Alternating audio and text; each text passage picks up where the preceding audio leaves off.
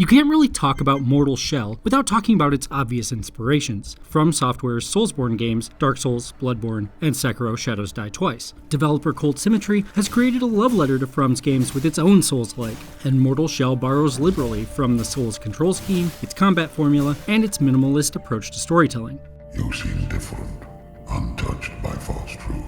Mortal Shell is more than a retread, however. It adds ideas of its own that shift the way you think about its combat, introducing a more deliberate and strategic pace. It sends you down dark forest pathways into strange, twisted temples guarded by challenging bosses, and it provides a bunch of wispy, spooky lore for you to piece together as you scour its world for everything you can discover.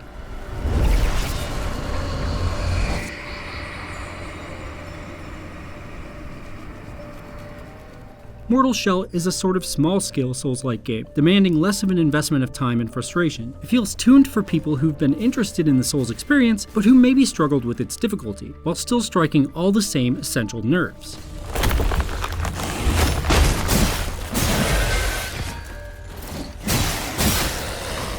You play a faceless, voiceless being dubbed the Foundling, more akin to a spirit or a revenant than a person, who ventures into a decaying, poisonous world known as Fulgrim. There, most people you come across want to murder you, and in your undead-ish form, you're not much of a match for them. One hit will destroy you. To survive, you'll need a better body, which is where the name Mortal Shell comes from. You're able to inhabit the corpses, or shells, of some tough warriors you find along the way, which make you a little less prone to death. The 4 shells in the game each play a little differently from one another, providing a set of characters you can swap between as you play. Each shell also has unique special perks you can unlock in a typically Souls-like way, by spending currencies you earn from killing enemies. Currencies you permanently lose if you die and don't retrieve them from your own corpse.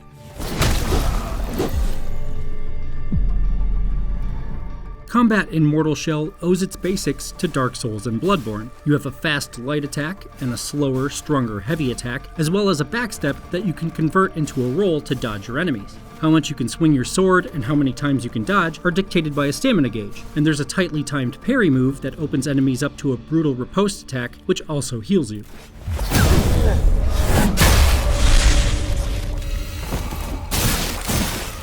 The thing that sets Mortal Shell apart from its inspirations is the Harden ability, which lets you briefly turn to stone and tank a hit before the stone breaks. Harden has a short cooldown, so you have to use it strategically against an enemy's attacks. You can also start an attack and harden midway through, ignoring your opponent's strikes so you can land your own. The Harden ability provides a new set of essential strategies to Mortal Shell's combat. Hardening lets you turn yourself into a Trojan horse, baiting your enemies to attack you so you can get in under their guard. Especially with tougher bosses, the key to victory is almost always to harden yourself so you can score a hit and keep your combos going when you'd otherwise get eviscerated.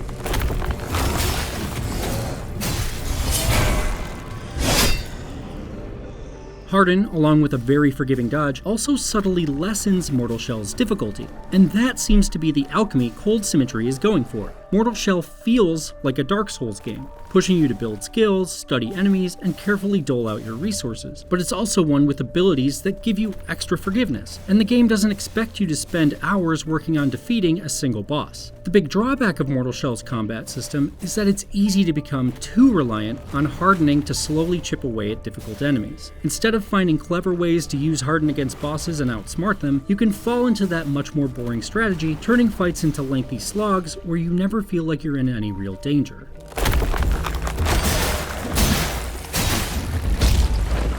Mortal Shell's big focus, outside of combat, is on exploration. You spend most of your time wandering through Fulgrim and its 3 huge temples, which stand as Zelda-like dungeons. Each temple is markedly different from the others, and provides some gorgeous, inventive settings to fight through, including a deep, icy cave, a flaming crypt, and a twisted, floating obsidian tower. The locations feel specific to the challenges within, and exploring them is a treat as you're rewarded with lore and weapon upgrades for checking every corner. Exploring Fulgrim also brings up Mortal Shell's familiarity system. When you first find an item in the game, you're not told what it does, but using it builds familiarity, which can change or upgrade the item's effects. Eat a poison mushroom the first time, and you might feel dumb for making your character sick, until you max out your familiarity and gain poison protection from the mushroom instead. The system rewards you for learning about the world while giving you a good reason not to hoard all your items. You'll also delve into the 4 shells you find by unlocking their memories as you upgrade them. The memories provide more tidbits of story and lore for you to pore over and try to make sense of, giving each shell a bit of personality. In typical Souls fashion, however, you'll still have to piece together all that lore and plot on your own. How else could he know so much about me? He had condemned himself with each utterance. It's in some of this exploration that Mortal Shell stumbles most. The swampy Fulgrim area that connects the dungeons all tends to look the same, and it's easy to get lost trying to find your way to the next temple to advance. Landmarks aren't extremely obvious, and it's all pretty maze-like, and I spent a lot of time accidentally going in circles trying to find my way forward. There are also times when enemy placement can feel frustrating or cheap. Mortal Shell really likes to ambush you with combatants you can't see until they show up. So much so that it's easy to get overwhelmed at a few points. That can force you to repeatedly run back through those big, confusing areas, which is a drag. Still, Mortal Shell succeeds more often than not at capturing the specific feelings intrinsic to Souls-like games. The twists it adds to From-inspired mechanics do well to make it more approachable than most, while maintaining that same air of mystery and foreboding that makes the genre so intriguing. Mortal Shell especially makes for a great introduction to Souls-likes if you're new to them, demonstrating what so many players have found so interesting about this kind of game. But Mortal Shell is also a lovingly crafted, weird, and deceptively deep game in its own right, that rewards you for wandering its dark pathways and challenging its deadliest foes.